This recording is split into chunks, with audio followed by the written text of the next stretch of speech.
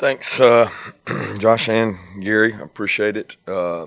Happy and fired up to have an opportunity to play in what I've always thought is one of the best bowls in the country, because Atlanta is home to so much of college football, especially when you've been part of the SEC. So it makes for an awesome opportunity. Our players are excited for the opportunity to play in a CFP semifinal against an opponent that we all have immense respect for. You know, Ohio State is one of the premier teams in the country.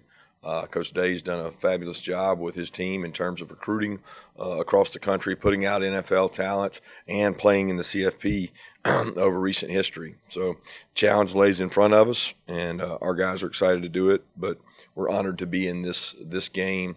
I know a lot about the Chick-fil-A Peach Bowl and have for a long time, and like Gary mentioned, having played in it, coached in it, and been around it, it's pretty special when you get an opportunity to play in it in your own state. How much of an influence do you see from Coach Leach?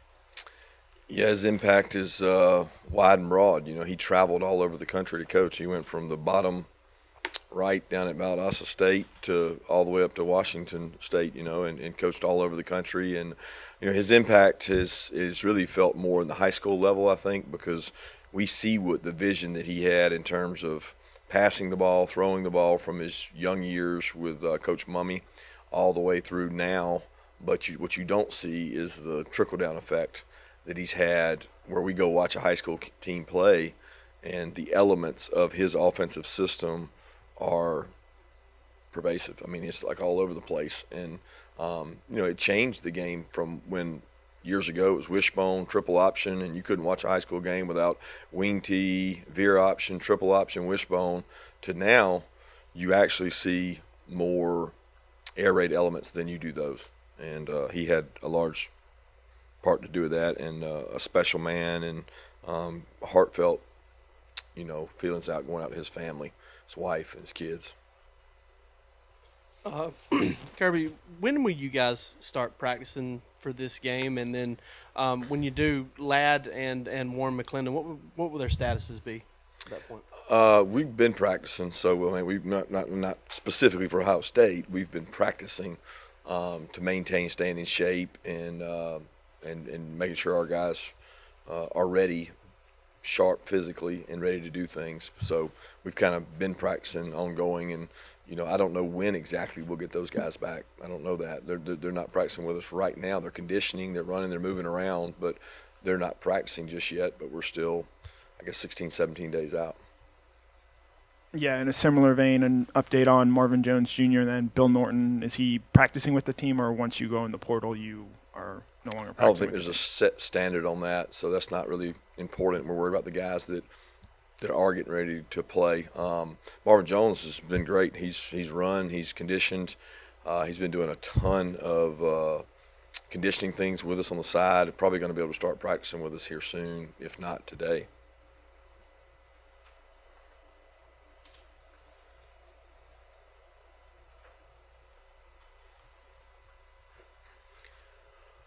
I know this time of year is always big for younger players getting practice.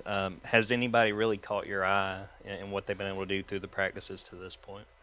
They all have. They do a great job working. It's great to put them at the forefront and let them get quality reps where they're not necessarily the scout team. They make up the 2s and the 3s and sometimes the 4s in some positions that get a lot of reps and a lot of growth. And you know, this is, at the end of the day, almost another set of spring practice. You know, we get 15 practices for a spring practice.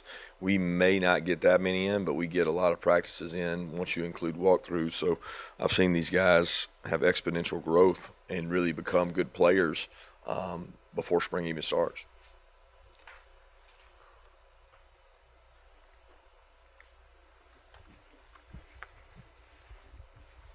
Kirby, after losing 15 guys to the NFL, at what point this year did you maybe realize this team was capable of putting together a run like this? And can you just expound a little bit on your decision not to go into the transfer portal to get help? I think you guys were the only team in the FBS that didn't. Well, we didn't make a decision not to go in. We called and recruited several guys that fit our criteria. number one, need. Number two, culture. Number three, we knew something about them out of high school. They'd been on our campus, but we didn't get any of those guys. So it wasn't a philosophy. It was more of that's the way it played out. As far as this team, I thought in the spring we were going to have a good team. We were a long way away defensively from where we needed to be during the spring, but I knew we had a good football team. I knew we had a good football team when the season ended last year because we have a core of good players. Kirby, you guys have obviously gone up against some good receivers. I'm curious what your impressions are of Marvin Harrison Jr., watching him, what kind of challenge he presents. All those guys, really good receivers, not just him, across the board. Very talented, probably one of the most talented groups we've faced. When you combine it with the talent of the quarterback, it really grows because he has the ability to get the ball to him on all parts of the field, vertically, horizontally, side to side. Really good job. Historically, Ohio State's had great wideouts, and that's that. When you go to play Ohio State, you know they're going to have really good wideouts. When you go across the NFL, they've produced a lot of really good wideouts, and that's no different than what they have on their roster right now.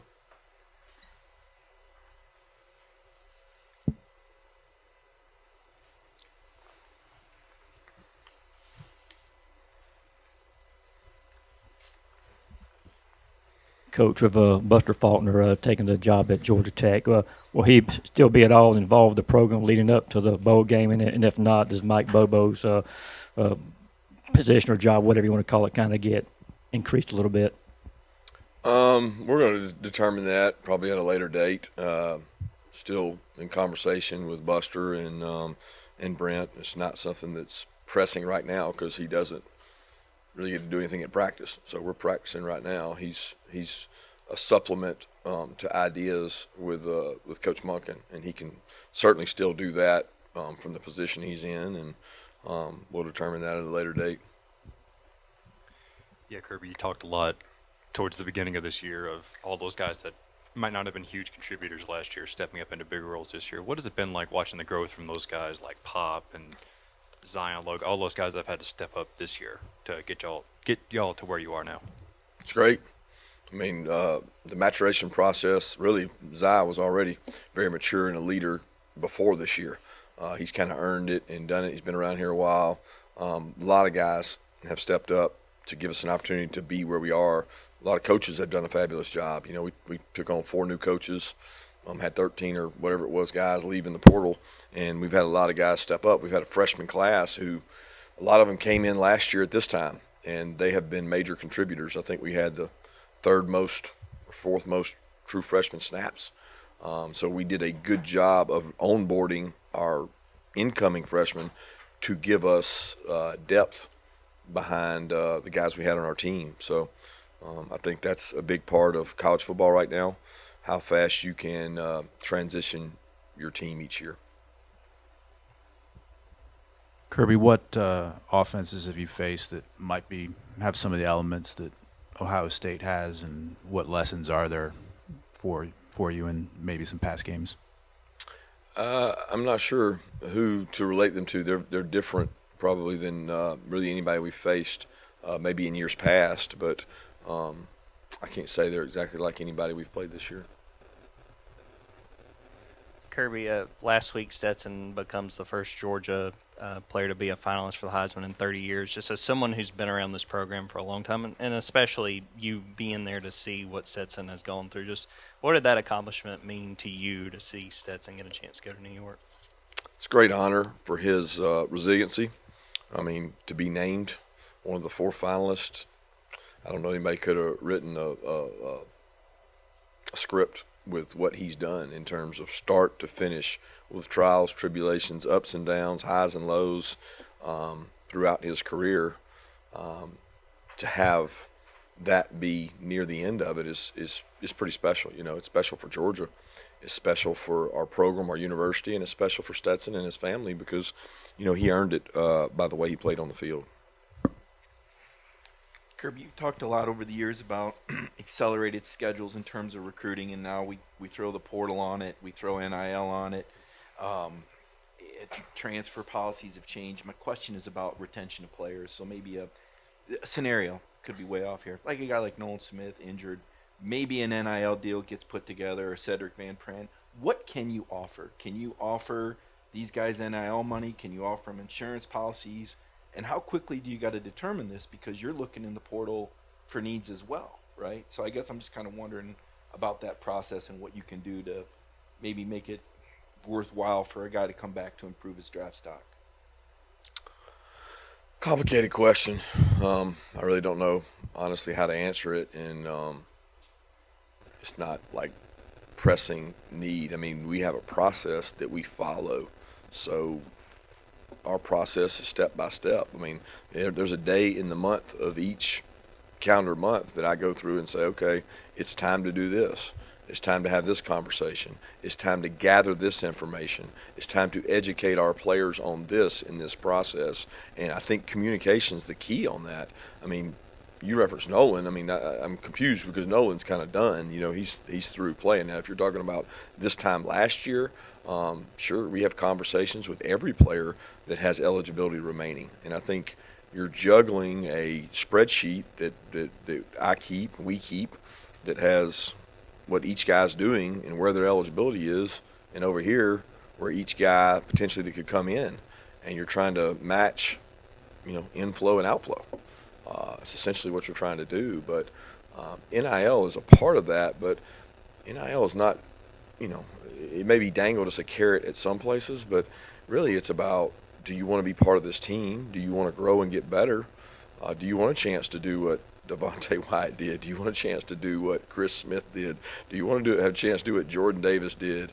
Do you want to have a chance to do what Quay Walker did? So, like, there's great opportunities to move from a late round draft pick with your grade to early round draft pick, and that's not really what I'm concerned with right now.